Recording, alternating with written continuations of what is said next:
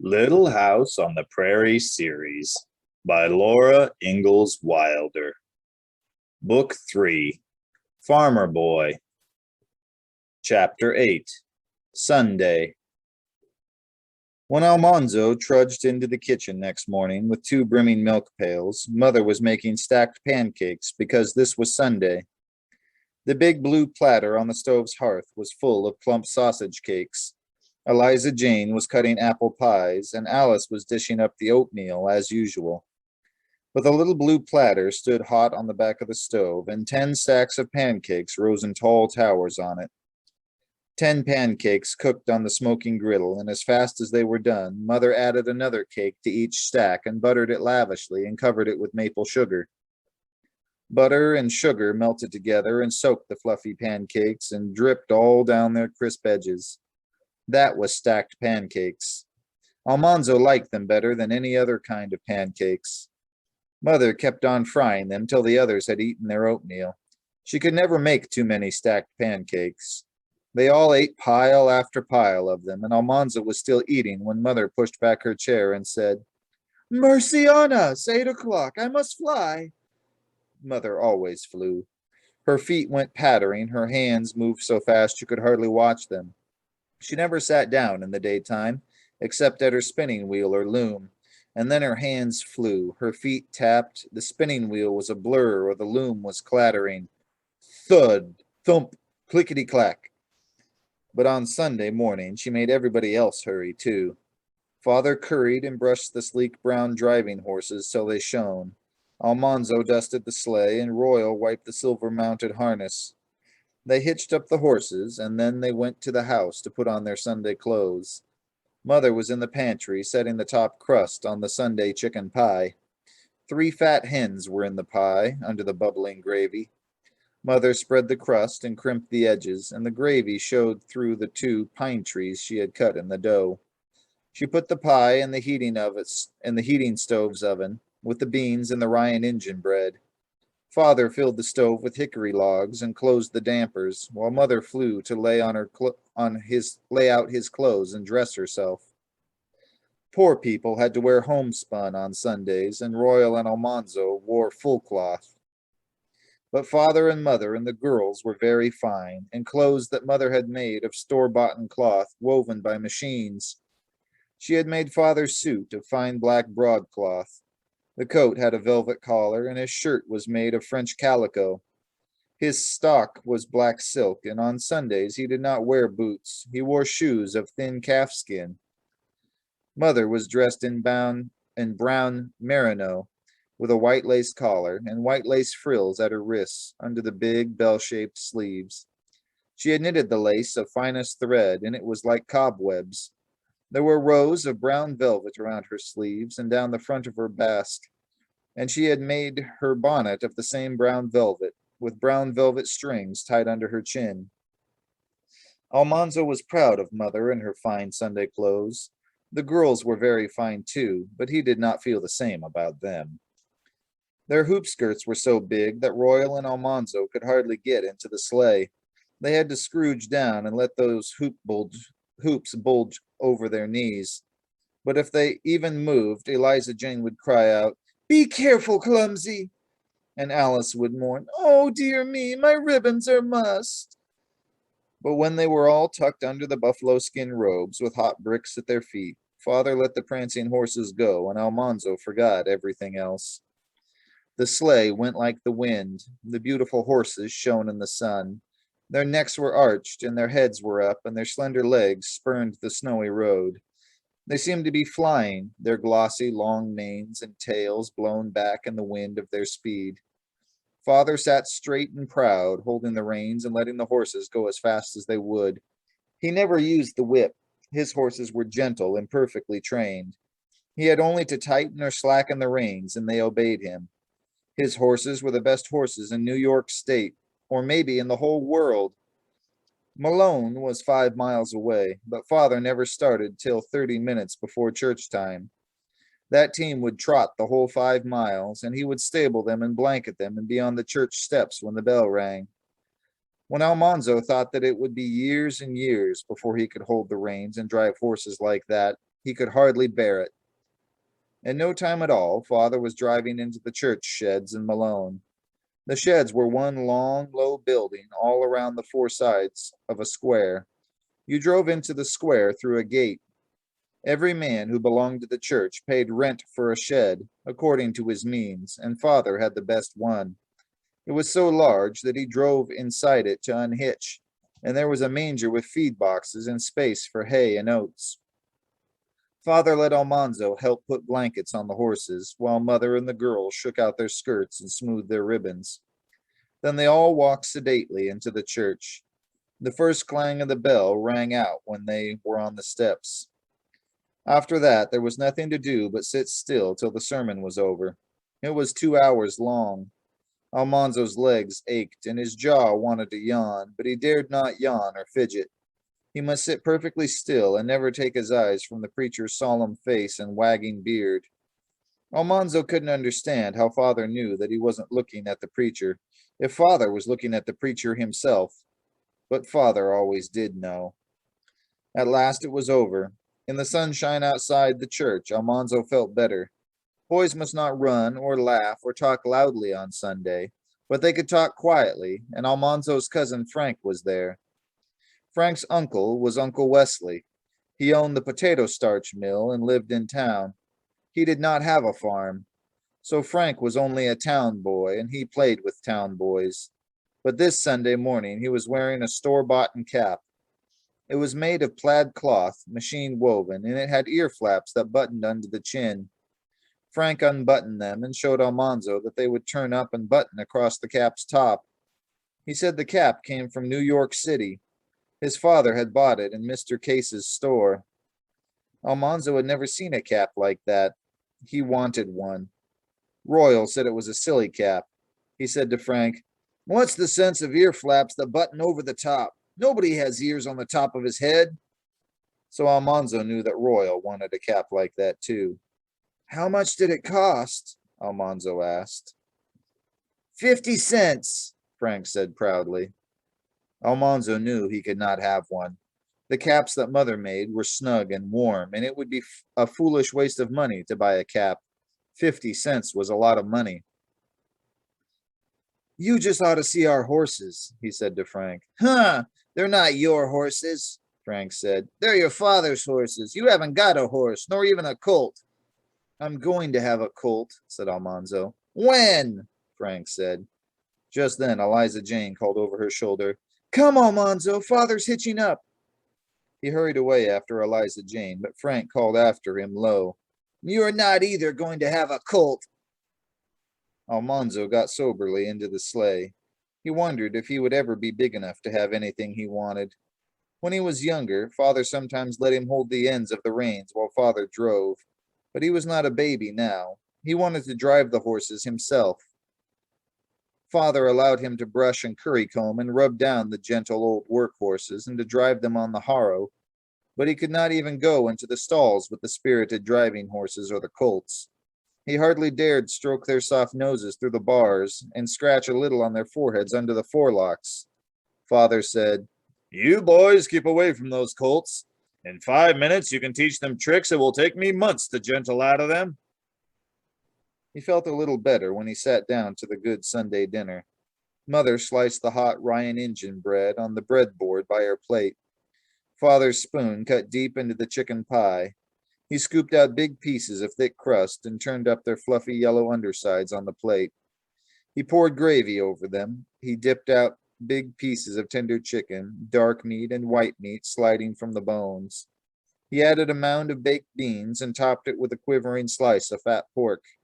At the edge of the plate, he piled dark red beet pickles, and he handed the plate to Almanzo.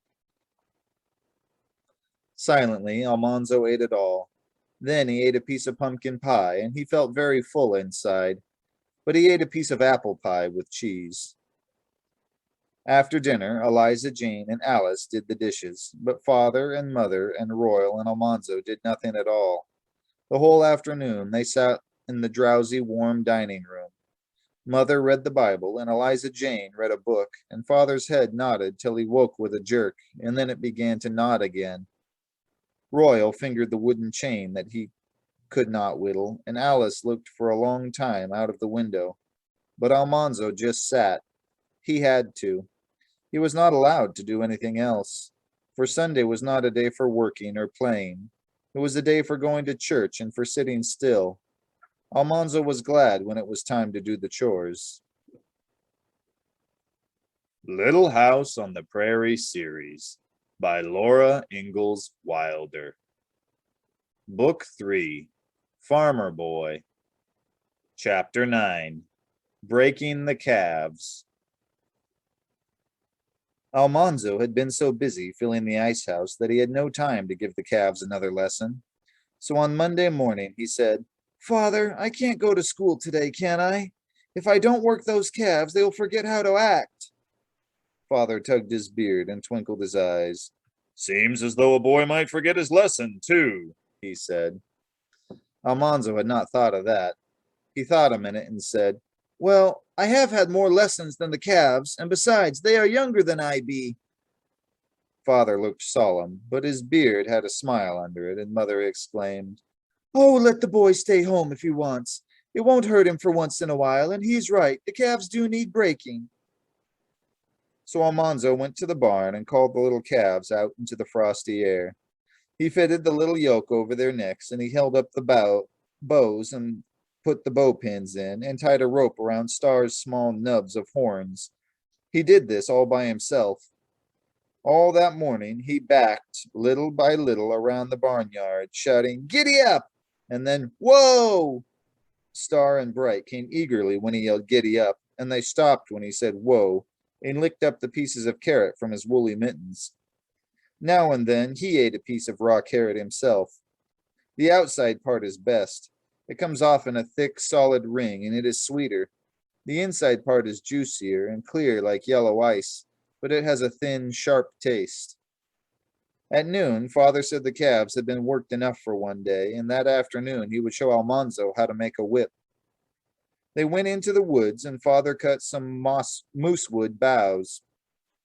Almanzo carried them up to Father's workroom over the woodshed, and Father showed him how to peel off the bark in strips, and then how to braid a whiplash. First, he tied the ends of 5 strips together, and then he braided them in a round, solid braid. All that afternoon, he sat beside Father's bench. Father shaved shingles, and Almanzo carefully braided his whip, just as Father braided the big black snake whips of leather. While he turned and twisted the strips, the thin outer bark fell off in flakes, leaving the soft, white inside bark. The whip would have been white, except that Almanzo's hands left a few smudges. He could not finish it before chore time, and the next day he had to go to school. But he braided his whip every evening by the heater till the lash was 5 feet long. Then Father lent him his jackknife, and Almanzo whittled a wooden handle and bound the lash to it with strips of moosewood bark. The whip was done. It would be a perfectly good whip until it dried brittle in the hot summer. Almanzo could crack it almost as loudly as Father cracked a black snake whip. And he did not finish it a minute too soon, for already he needed it to give the calves their next lesson. Now he had to teach them to turn to the left when he shouted, "Ha!" and to turn to the right when he shouted, "Gee!" As soon as the whip was ready, he began. Every Saturday morning he spent in the barnyard teaching Star and Bright. He never whipped them, he only cracked the whip. He knew you could never teach an animal anything if you struck it, or even shouted at it angrily. He must always be gentle and quiet and patient, even when they made mistakes. Star and Bright must like him and trust him and know he would never hurt them. For if they were once afraid of him, they would never be good, willing, hard-working oxen. Now they always obeyed him when he shouted, "Giddy up!" and "Whoa!" So he did not stand in front of them any longer. He stood at Star's left side. Star was next to him, so Star was the nigh ox. Bright was on the other side of Star, so Bright was the off ox. Almanzo shouted, "Gee!" and cracked the whip with all his might, close beside Star's head. Star dodged to get away from it, and that turned both calves to the right. Then Almanzo said, "Giddy up!" and let them walk a little way quietly. Then he made the whiplash curl in the air and crack loudly on the other side of Bright, and with the crack he yelled, "Ha!" Bright swerved away from the whip, and that turned both calves to the left. Sometimes they jumped and started to run. Then Almanzo said, "Whoa!" in a deep, solemn voice like father's. And if they didn't stop, he ran after them and headed them off. When that happened, he had to make them practice, "Giddy up!" and "Whoa!" again for a long time. He had to be very patient. One very cold Saturday morning, when the calves were feeling frisky, they ran away the first time he cracked the whip. They kicked up their heels and ran bawling around the courtyard, or the barnyard. And when he tried to stop them, they ran right over him, tumbling him into the snow. They kept right on running because they liked to run. He could hardly do anything with them that morning, and he was so mad that he shook all over and tears ran down his cheeks. He wanted to yell at those mean calves and to kick them and hit them over the head with the butt of his whip. But he didn't. He put up the whip and he tied the rope again to Star's horns, and he made them go twice around the barnyard, starting when he said, "Giddy up!" and stopping when he said, "Whoa!" Afterward, he told father about it, because he thought anyone who was as patient as that with calves was patient enough to be allowed at least to curry comb the colts. But father didn't seem to think of that. All he said was, "That's right, son. Slow and patient does it. Keep on that way, and you'll have a good yoke of oxen yet." The very next Saturday, Star and Bright obeyed him perfectly. He did not need to crack the whip because they obeyed his shout, but he cracked it anyway. He liked to. That Saturday, the French boys, Pierre and Luis, came to see Almanzo. Pierre's father was Lazy John, and Luis's father was French Joe. They lived with many brothers and sisters in the little houses in the woods and went fishing and hunting and berrying.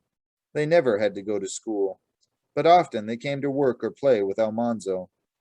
They watched while Almanzo showed off his calves in the barnyard. Star and Bright were behaving so well that Almanzo had a splendid idea. He brought out his beautiful birthday hand sled, and with an auger he bored a hole through the crosspiece between the runners in front. Then he took one of father's chains and a linchpin from father's big bobsled, and he hitched up the calves. There was a little iron ring underneath their yoke in the middle, just like the rings in big yokes. Almanzo stuck the handle of his sled through this ring, as far as the handle's little crosspiece. The crosspiece kept it from going too far through the ring. Then he fastened one end of the chain to the ring, and the other end he wound through the linchpin in the hole in the crossbar and fastened it. When Star and Bright pulled, they would pull the sled by the chain. When they stopped, the sled's stiff handle would stop the sled.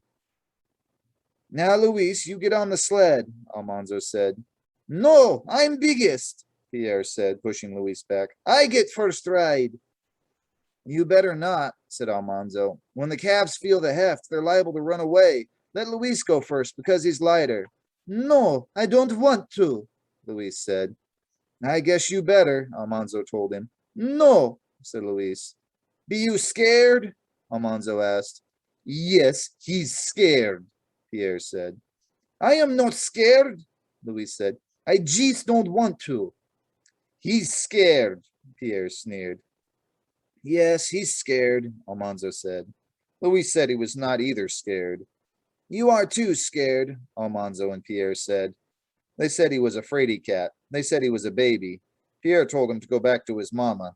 So finally, Luis sat carefully on the sled. Almanzo cracked his whip and shouted, "Giddy up!" Star and Bright started and stopped. They tried to turn around to see what was behind them, but Almanzo sternly said, "Giddy up!" again, and this time they started and kept on going. Almanzo walked beside them, cracking his whip and shouting, "Gee!" and he drove them clear around the barnyard. Pierre ran after the sled and got on too, and still the calves behaved perfectly. So Almanzo opened the barnyard gate. Pierre and Luis quickly got off the sled, and Pierre said, "They'll run away." Almanzo said, "I guess I know how to handle my own calves." He went back to his place beside Star. He cracked his whip and shouted, "Giddy up!" and he drove Star and Bright straight out of the safe barnyard into the big, wide, glittering world outside. He shouted, "Ha!" and he shouted, "Gee!" and he drove them past the house. He drove them out to the road. They stopped when he shouted, "Whoa!" Pierre and Luis were excited now. They piled onto the sled, but Almanzo made them slide back. He was going to ride too. He sat in front. Pierre held on to him, and Luis held on to Pierre. Their legs stuck out, and they held them stiffly up above the snow. Almanzo proudly cracked his whip and shouted, "Giddy up!" Up went Star's tail. Up went Bright's tail. Up went their heads.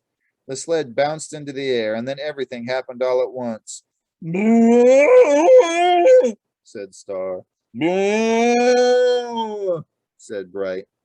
Right in Almanzo's face were flying hooves and swishing tails, and close overhead were galumphing hindquarters. "Whoa!" yelled Almanzo. "Whoa!" "Boo!" said Bright. "Boo!" said Star. It was far swifter than sliding downhill. Trees and snow and Calves' hind legs were all mixed up. Every time the sled came down, Almanzo's teeth crashed together. Bright was running faster than Star. They were going off the road. The sled was turning over. Almanzo yelled, "Ha! Ha!" He went headlong into deep snow, yelling, "Ha!" His open mouth was full of snow. He spit it out and wallowed, scrambled up. Everything was still. The road was empty. The calves were gone. The sled was gone. Pierre and Luis were coming up out of the snow. Luis was swearing in French, but Almanzo paid no attention to him. Pierre sputtered and wiped the snow from his face and said, "Sacre bleu! I think you say you drive your calves. They not run away, eh?" Far down the road, almost buried in the deep drifts by the mound of snow over the stone fence, Almanzo saw the calves' red backs. "They did not run away," he said to Pierre. "They only ran. There they be." He went down to look at them. Their heads and their backs were above the snow. The yoke was crooked, and their necks were askew in the bows. Their noses were together, and their eyes were large and wondering. They seemed to be asking each other, "What happened?" Pierre and Luis helped dig the snow away from them and the sled. Almanzo straightened the yoke and the chain. Then he stood in front of them and said, "Giddy up!" while Pierre and Luis pushed them from behind. The calves climbed onto the road, and Almanzo headed them toward the barn. They went willingly. Almanzo walked beside Star, cracking his whip and shouting, and everything he told them to do, they did. Pierre and Luis walked behind. They would not ride. Almanzo put the calves in their stall and gave them each a nubbin of corn. He wiped the yoke carefully and hung it up. He put the whip on its nail, and he wiped the chain and the linchpin and put them where Father had left them. Then he told Pierre and Luis that they could sit behind him, and they slid downhill on the sled till chore time. That night, Father asked him, "You have some trouble this afternoon, son?" "No," Almanzo said. "I just found out I have to break Star and Bright to drive them when I ride." So he did that in the barnyard.